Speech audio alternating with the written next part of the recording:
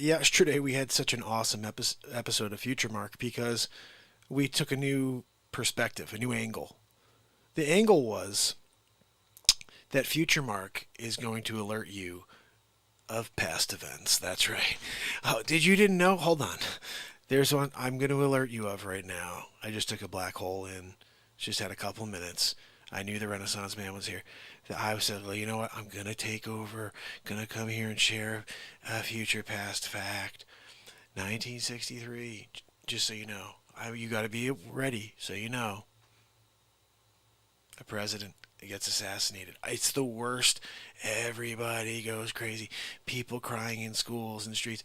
It's terrible. It happens in streets in his car, and it didn't happen the way they said. I can't tell you what happened. They're going to it's all disclosed in the 2034 dossier. I told you about the dossier. You got to wait for it. They talk about how it happened. But it's four people, just letting you know. Now, four people involved. And anyway, that's very sad, it's a tragedy. But, look, you're going to have to go back in time in order to check it out. And then you'll say, yeah, Future Mark was right. Because I know that's not something you guys are like, in tune to. No, that's like a really rare future past fact. Future marked. I love zinging you guys. Oh, I hit you with a fact, and you're like, oh, he's the real future Mark. I'm here from the future, just laying it out for you. Sometimes I have a hard time because I continue to prove myself to you guys. And then it's like, oh, but tell us something else. We still don't believe. Okay, I got one for you. 1942. The crazy one. There's a baseball player named Joe DiMaggio. He has a 57 game hitting streak. Future marked. You didn't know. And now you know. There's going to be a 57 game hitting streak. Oh, everybody's like, you know what? Hank Aaron's home run record will never be beaten. I got news for you. Future Mark cast. Barry Bonds. Yeah, his head's almost as big as Ben Affleck's by the time he does it. But he does it. He's hitting him out of the friggin' atmosphere. I think a couple of them went into the stratosphere. It's like, oh no, he did it naturally. Yeah. Okay. Did you see the size of his head? Literally, there was a few pictures where he took it next to Affleck, and it was like almost when you see the sun next to Pluto, and you're like, wow, it's starting to, like, you could see how, like, 50,000, Barry Bonds, steroid inflamed heads could make up one Affleck. And that's what happened. And you got it, but still, like, when I had his rookie card, 87 Fleer, I'm like, oh, cool, I got a Barry Bonds 87 Fleer Pirates card, right? And he didn't look like that. His head was half the size. And, all of a sudden he had a watermelon head when he was hitting home runs out of, the state. He's like, oh, I hit one out of the region. You're like, what do you mean the region? You mean like this part of the park? No, he's like, no, literally out of the region, out of, you'd say, the district in where you're from. I call it the town. Some people say, actually, out of the zip code. Yeah, that's what he's doing, Barry Bonds. But you guys had no idea. You're still thinking, Hank Aaron. There's a whole period of time where it's all about, it's a different type of thing where they, now they're doing it, those people, but the one back then, they were doing it to moose their heads up and be able to hit home runs. A couple of them did it. But, yeah, you guys thought that it was straight up going to be Hank Aaron forever. Because, no, at first you're probably like, I think Babe Ruth.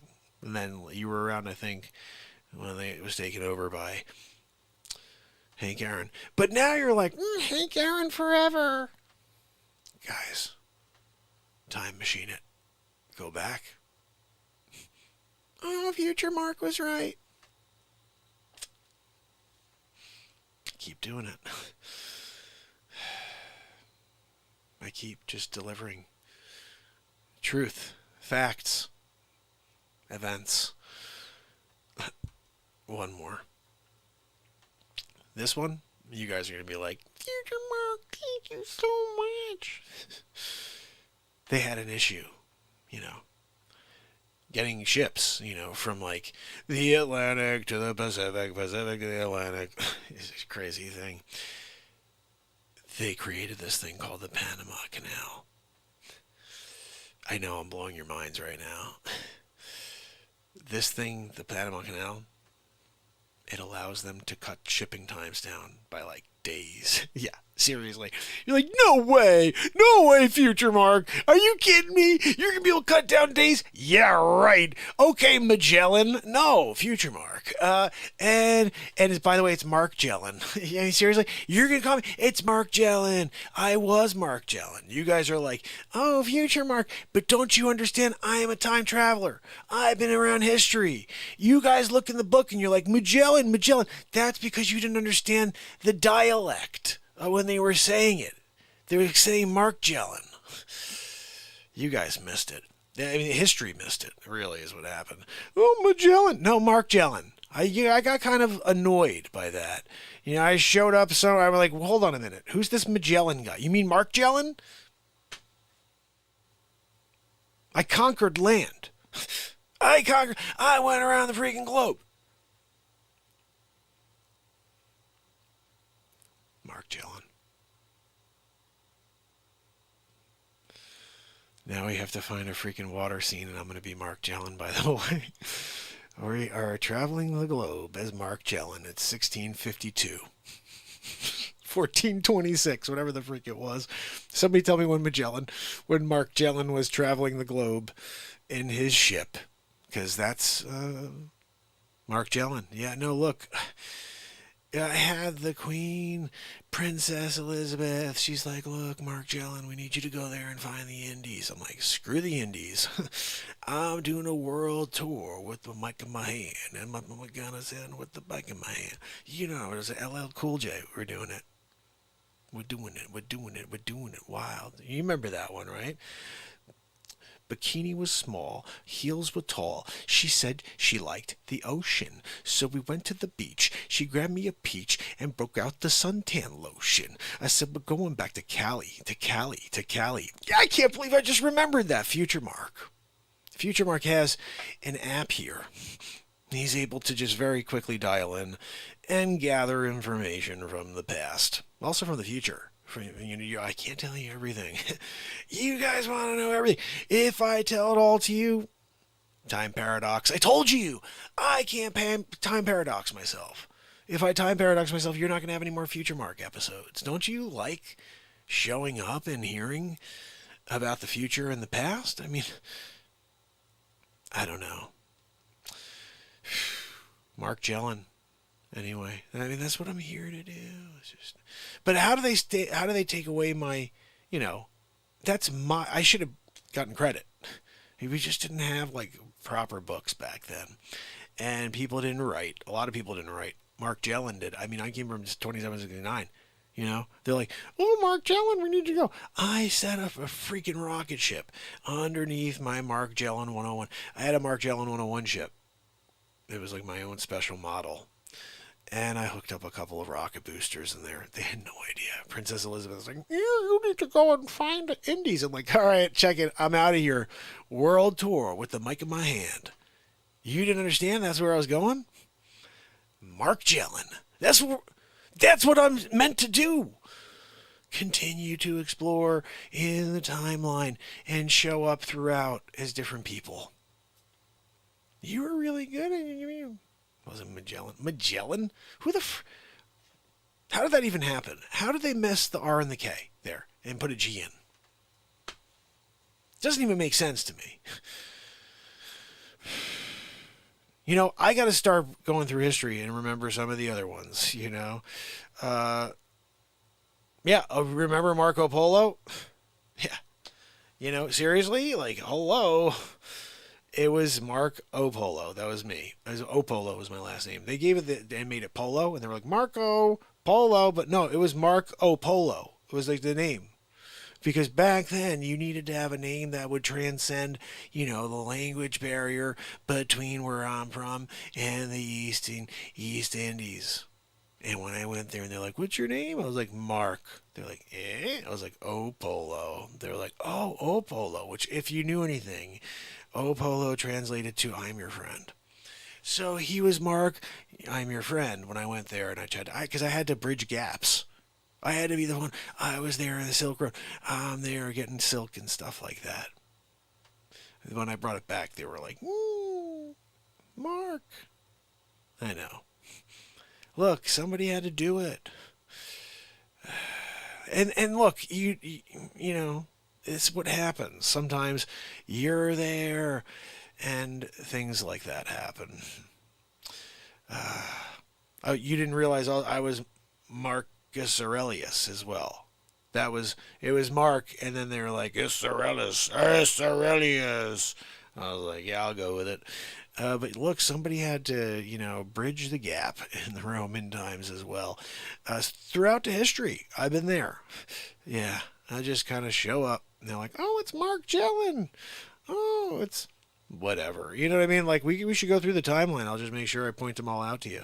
Or maybe you guys can help me with that as well. Oh, that's right, Mark. You came back as, you were here when, I'll tell you what. That's why I love improvisation, because we wind up getting into something and finding something. Like Mark Jellin, that is a new comedy show, by the way. Yeah, Traveling the Friggin' Globe with Mark Jellin. It's 1542, and Mark Jellin is traveling the globe. Yeah, under Princess Elizabeth's orders. I'm on a ship and I'm giving people orders. I'm like, look, Mark Jellin has something to say. Need you to sit down over there. Now get up. Sit back down. There you go.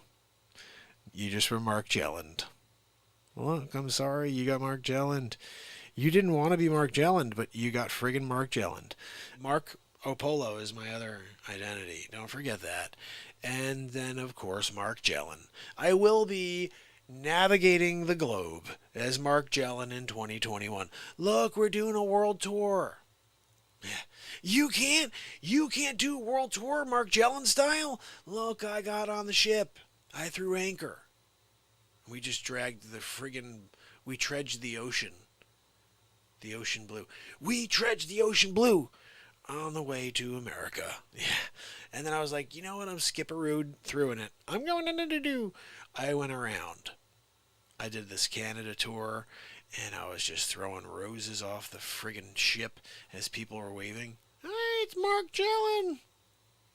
I was the one who created this. Everybody's like, where did that wave come from that all of the princesses do it, all of the kings and the... Mark Jellin. They got Mark Jellin. Mark Jellin used to be on the sideline going like this, oh, hello, everybody. And then I had all of my servants throwing the roses and the flowers at people. If we didn't like anybody, we threw rice balls at them. Some people were rude. They were like, oh, Mark Jellin, why didn't you give me a job on your ship? And I had a pretty good knuckleball. I would throw a knuckleball at them with rice. When you hit them in the head with rice, it breaks into pieces. And it was the perfect weapon, actually, at the time. Now we do other things, hacky sacks, snowballs, whatever, But look, Mark Jellin on the friggin' boat. I'm there doing my thing. You want to be like a ship, a shipmate? Mark Jellin ship? I'm there trying to navigate the globe. Can I go there and clean the deck? Yeah, go swab the deck, bud. What are you doing? You came on the ship? Mark Jellin, can I be a part of the exploration? Are you kidding me? Yeah, we need somebody to clean the toilet out. Go and clean the toilet. What are we doing? Mark Jellin style.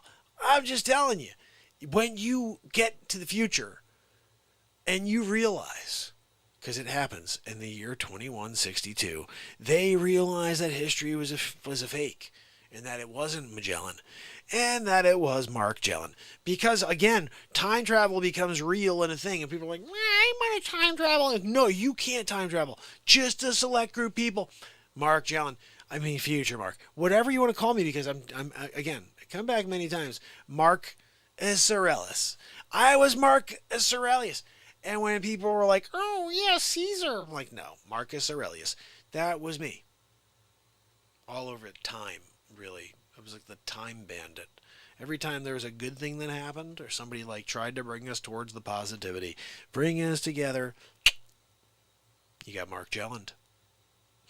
FutureMarked. Yeah. Look, when you got a friggin' boat and you're navigating the globe, world tour style, you know, it's just something you got to be proud of and excited about, really. Like, yeah, I'm going on that world tour. I can't wait to throw roses and a couple of rice balls at those jerky people at pier. I'm like, when I pull up to the pier, when I'm like, oh, maybe we have to stop to get some goods, you know, like this guy over here has scurvy. He's scurvying it. Excuse me, don't come near Mark Jelland with your darn scurvy. All right, I'm not interested in scurvy. All right, I'm gonna eat some freaking oranges. I'll see you later. You're not doing well. No oranges for you, shipmate. You're sitting there, you're swabbing the deck. No oranges. Scurvied up. I'm sorry. Mark Jelland needs the oranges and the lemons to keep away from the scurvy. But you shouldn't have asked for that job on the boat. Hey, Mark Jelland, could I have a boat? I want to be on the ride with you. I want to explore. You're exploring scurvy right now. I'm just letting you know. The thing you are exploring is the sickness called scurvy. Oh, you wanted to see some treasures? How's that one for a treasure? I don't think you're enjoying it, but look, that's on you. Hey, Mark Jelland, you came to me. You don't remember that one? I'm there on the ship, ready to go, throwing I threw a rice ball at your father. He was a jerk. And then you're like, I got to get away from him. Can I come on the ship and do my part in order to be a part of the exploration? Yeah, swabbing it. Now you're over there scurvied up. How's it doing? You starting to turn green, yellow, and orange yet? Like, I don't even know what happens with scurvy, but I do know you got it. Yeah. Look, Godfrey, you shouldn't have made such a big deal out of it. You shouldn't have nimma-nimmed. If you didn't nimma-nimma, you would not be sitting there with scurvy number 2. I think there may be a 2. I'm not sure. It may be scurvy 1, maybe scurvy 2. But you got number 2. You got the number 2 version. It's like worse somehow. It's the variant. You got the 2 variant. He's sitting there scurvy number 2 variant 69471. I want a job on the ship. I'll swab the deck. Yeah. Don't come near me. Nobody wants to swab you with that silly, weird thing you got going on. Scurvy. Yeah. I've got a dozen oranges. A dozen. I think I only need 1 in order to stay away from scurvy. I got a friggin' dozen. Yeah, enjoy that swabbing and the scurvy.